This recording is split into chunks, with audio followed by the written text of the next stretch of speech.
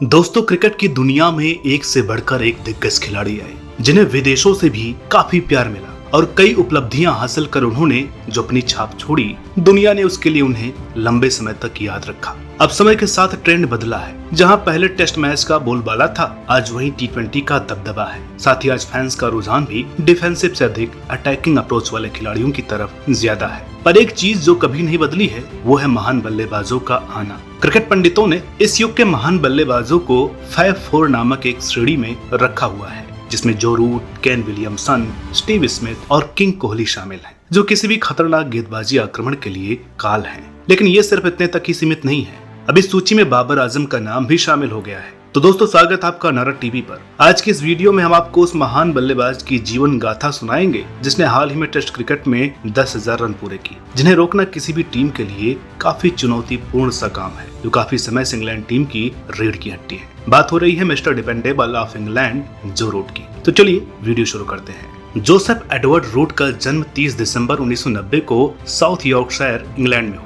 वे पिता mat root और मां हेलन के सबसे बड़े बेटे हैं। रूट ने अपनी पढ़ाई किंग डोर प्राइमरी और एक्सबर्ट स्कूल से की थी। क्रिकेट तो उनके खून में ही बसा था। जहां उनके दादा रॉटरडम के कप्तान थे, वहीं उनके पिता ने भी शेफील्ड कॉलेजिएट से क्रिकेट खेला। परिणाम स्वरूप रूट को भी बचपन से ही क्रिकेट में दिलचस्पी आने लगी और उन्होंने 15 साल की उम्र में क्रिकेट स्कॉलरशिप लेकर वर्कशॉप कॉलेज से पढ़ाई की। अपने पिता के ही रास्ते पर चलते हुए रूट ने Sheffield collegiate cricket club join कर लिया। ये वही क्लब है जहां इंग्लैंड के पूर्व कप्तान माइकल वॉन आया करते थे और रूट के लिए प्रेरणा थे। उन्होंने इस दौरान कई गुर भी सीखे और इसके बाद एक टूर्नामेंट बनबरी फेस्टिवल में Root man of the tournament भी जीते। रूट ने 2007 में यॉर्कशायर सेकंड टीम के लिए खेलते हुए अपने घरेलू क्रिकेट का आगाज किया। अपने करियर की शुरुआत में रूट बतौर सलामी बल्लेबाज खेला करते और पहले ही मैच में उन्होंने 133 रनों की ओपनिंग साझेदारी भी की।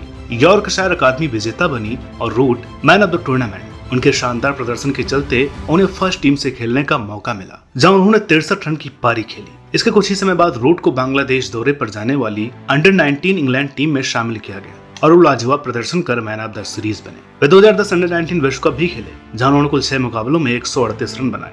इसके बाद रूट को एडिलेड की लोहमान एकेडमी जाने का भी मौका मिला, जहां उन्होंने अपनी बल्लेबाजी में काफी सुधार भी किया। कई लाजवाब पारियां खेलने के बाद और चयनकर्ताओं को प्रभावित करने के बाद रूट को आखिरकार 2012 भारतीय दौरे के लिए सीनियर टीम में जगह मिली और उन्हें चौथे टेस्ट में पदार्पण करने का मौका भी मिला।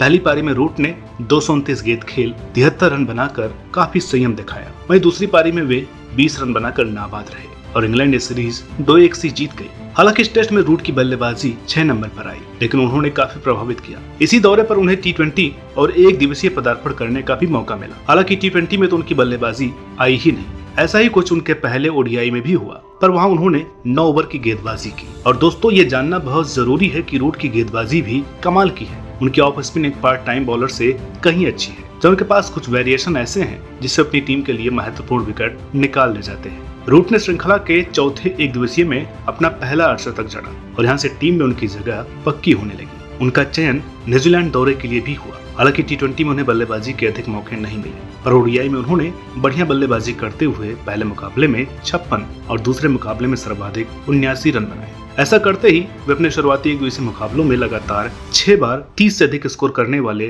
पहले खिलाड़ी बने और टेस्ट में उन्हें भी मध्य क्रम में ही खेलने का मौका मिलता। टेस्ट में भी उन्होंने काफी देर तक क्रीज पर बिताते हुए डटकर बल्लेबाजी की। करियर के शुरुआती दौर से उनमें एक गजब की मैच्योरिटी, एक परिपक्वता साफ झलकती थी, जो किसी भी बड़े खिलाड़ी की सफलता का राज होती है।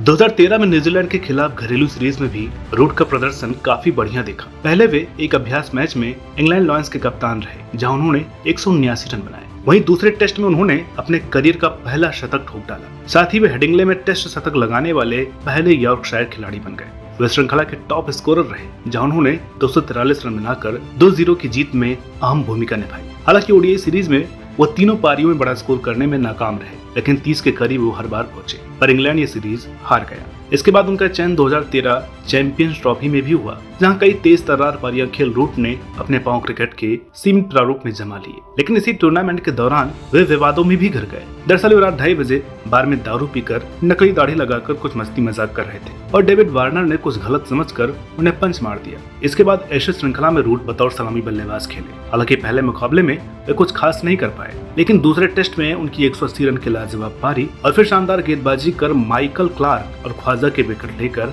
मैन ऑफ द मैच बने। उन्होंने इंग्लैंड की इस सीरीज जीत में अहम भूमिका निभाई। ऑस्ट्रेलिया के खिलाफ T20 में केवल 49 गेंदों पर 90 रन बनाकर उन्होंने साबित कर दिया कि वे तीनों प्रारूपों के अव्वल खिलाड़ी हैं, जो खेल के हिसाब से रंगति बढ़ा भी सकते हैं। लेकिन रूट के साथ ये समस्या भी थी कि उनका टेस्ट में बल्लेबाजी क्रम बदलता रहा। कभी उनकी 6 नंबर पर बल्लेबाजी आती तो कभी 3 नंबर पर, जिसके चलते वे निरंतर बड़ी पारियां खेलने में नाकाम रहे और उनका टीम से भी अंदर बाहर होना चलता रहा।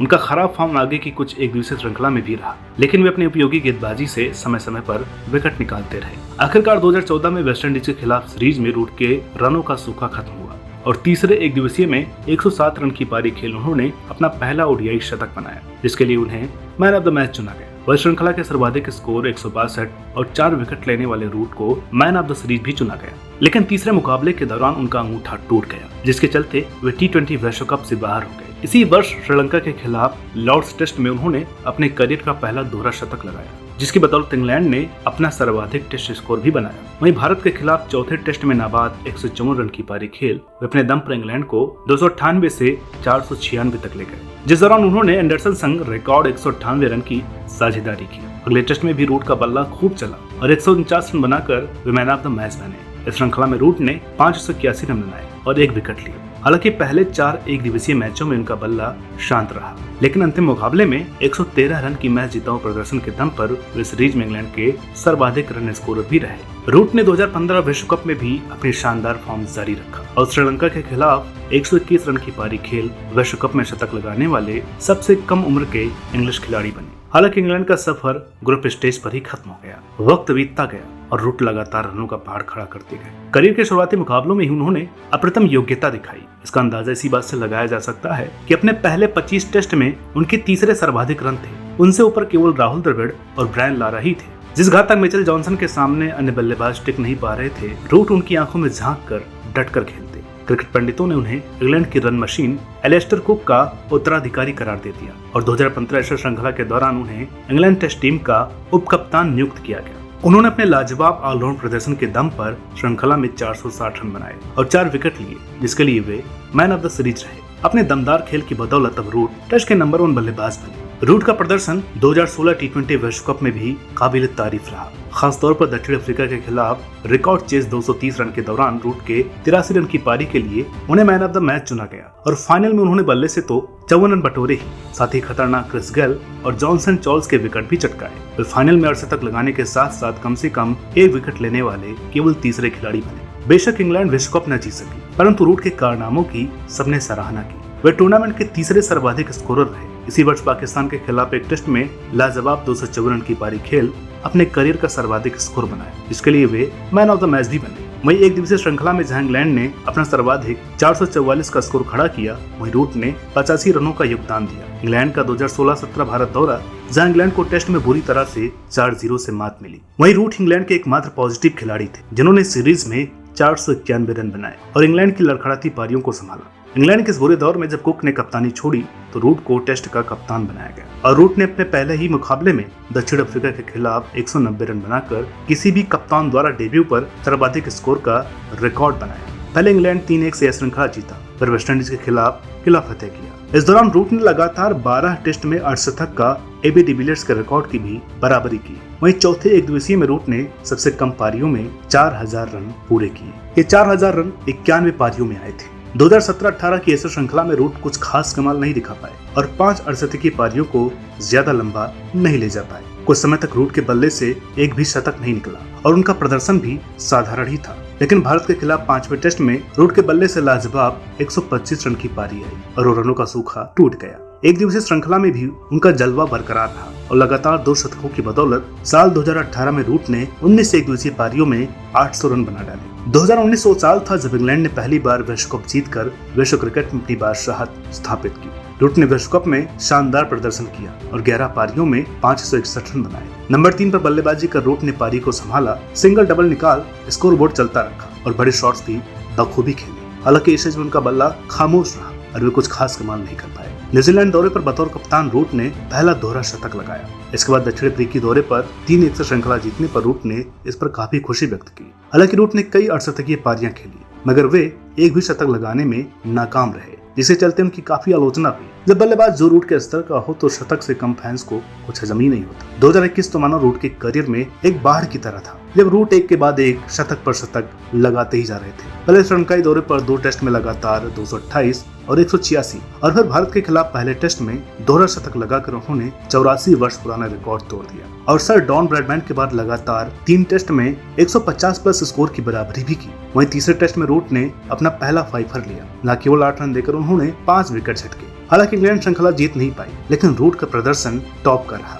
इसी वर्ष अपना 150वां एक दिवसीय मुकाबला खेल 6000 रन भी उन्होंने पूरे किए। पर एशेज में इंग्लैंड 4-0 से बुरी तरह हार गई, जिसके बाद कोच सिलरवुड को उनके पद से हटा दिया गया और रूट को भी कप्तानी से हटाने की मांग की गई, क्योंकि रूट तो हर श्रृंखला में रन बनाते जा रहे थे, लेकिन टीम का प्रदर्शन कुछ खास नहीं रहा और रूट ने वेस्टइंडीज श्रृंखला के बाद टेस्ट कप्तानी से इस्तीफा दे दिया और कप्तानी से हटते मानो रूट के कंधों से एक बोझ हट गया और उन्होंने न्यूजीलैंड के खिलाफ चल रही श्रृंखला के पहले और दूसरे टेस्ट में लगातार शतक लगाकर अपने बल्ले से जवाब दिया। साल 2021 में रूट ने 1708 रन बनाए, जो कि क्रिकेट इतिहास में तीसरे सर्वाधिक स्कोर है। इस दौरान उनके बल्ले से 10 शतक निकले। इस महान प्रदर्शन के लिए उन्हें ICC test cricketer of the year award के लिए भी चुना गया। पिछले 1-1.5 सालों से रूट अपने करियर की पीक पर चल रहे हैं, या यूं कहें कि उनके करियर का सुनहरा समय चल रहा है, जहां उनके बल्ले से एक के बाद एक महान और यादगार पारियां निकल रही हैं। उन्हें बल्लेबाजी करते देखना अपने आप में ही आनंद की अनुभूति है, लेकिन एक सच ये भी है कि इस वक्त रूट जैसा कोई और खिलाड़ी इंग्लैंड के पास नहीं है। इनके आउट होते ही जीते जिताए मैच पर भी हार का खतरा मंडराने लगता है। रूट सही मायनों में इंग्लैंड टीम की रीढ़ की हड्डी है। इंग्लैंड की इस रन मशीन ने अपने करियर में 119 टेस्ट, 152 एक दिवसीय और 32 टी20 में क्रमशः 10,191, 6,109 और 893 रन बना चुके हैं। इसके अलावा रूट एक दिवसीय क्रिकेट में लगातार 10 बार 30 या उससे अधिक रन की पारी खेलने वाले पहले और इकलौते बल्लेबाज हैं। लेकिन एक बात का बहुत ताज्जुब होता है कि इतने कमाल के खिलाड़ी होने के बाद भी आज तक रूट ने एक भी आईपीएल मैच नहीं खेला। उन पर कोई भी टीम बोली क्यों नहीं लगाती, ये समझ पाना असंभव है। वे न केवल 360 डिग्री बल्लेबाजी से रन बटोर सकते हैं, बल्कि गेंद से भी 4 ओवर डालने का दम रखते हैं। तो दोस्तों, आज की इस वीडियो में इतना ही। उम्मीद करते हैं कि रूट कई कीर्तिमान और स्थापित करें और ऐसे ही रनों का पहाड़ खड़ा करते रहें। आशा करते हैं कि आपको ये वीडियो पसंद आई होगी। वीडियो अगर अच्छी लगी हो तो इसे लाइक करें, शेयर करें और कमेंट बॉक्स में अपनी राय जरूर रखें। मिलते हैं आपसे अगली वीडियो में एक और नई कहानी के साथ। तब तक के लिए नमस्कार।